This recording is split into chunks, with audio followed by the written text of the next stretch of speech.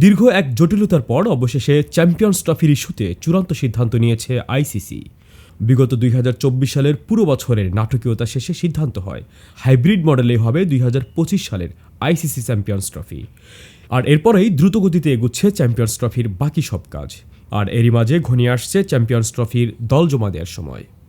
আইসিসির ঘোষণা অনুযায়ী 12 জানুয়ারির মধ্যে অংশগ্রহণকারী 8 দলকে নিজ নিজ স্কোয়াড জমা দিতে হবে। যদিও 11 ফেব্রুয়ারি পর্যন্ত দলগুলো নিজেদের স্কোয়াডে ইচ্ছে মতো পরিবর্তন আনতে পারবে। তবে এরপর থেকে কোনো পরিবর্তন আনতে হলে আইসিসির টেকনিক্যাল কমিটির অনুমতি দরকার হবে। ফেব্রুয়ারির 19 তারিখ থেকে শুরু হবে চ্যাম্পিয়ন্স ট্রফির এবারের আসর। খেলা হবে পাকিস্তানের 3 ভেন্যু করাচি, লাহোর এবং রাওয়ালপিন্ডিতে।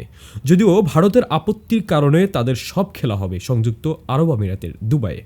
টুর্নামেন্টে অংশ নিতে এরই মাঝে দল ঘোষণা করে ফেলেছে ইংল্যান্ড। জস বাটলারকে অধিনায়ক করে ঘোষিত সেই স্কোয়াডে আছেন Jofra Archer, Joe Root, Mark উডের মতো ক্রিকেটাররা।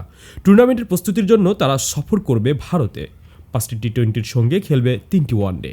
2023 সালের ভারত বিশ্বকাপের বাজে ফর্ম কাটিয়ে উঠতে ইংলিশরা মরিয়া, তারই নমুনা দেখা গিয়েছে এখন পর্যন্ত। যদিও স্কোয়াড জমা দেওয়ার সময় ঘনিয়ে এলেও জটিলতার মাঝে আছে বাংলাদেশের squad. 2 senior cricketer Tamim Iqbal এবং সাকিব আল হাসানের মাঝে তিক্ততা অজানা নয়।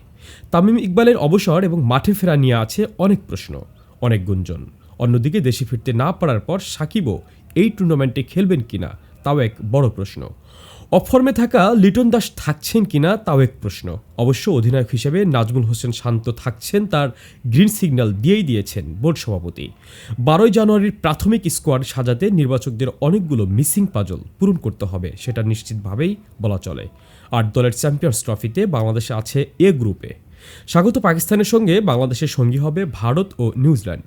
20 তারিখ দুবাইয়ে ভারতের বিপক্ষে ম্যাচ দিয়ে নিজেদের চ্যাম্পিয়ন্স ট্রফির মিশন শুরু করবে বাংলাদেশ। শাহ মোহাম্মদ ওয়ালিউল্লাহ, তরঙ্গ টিভি।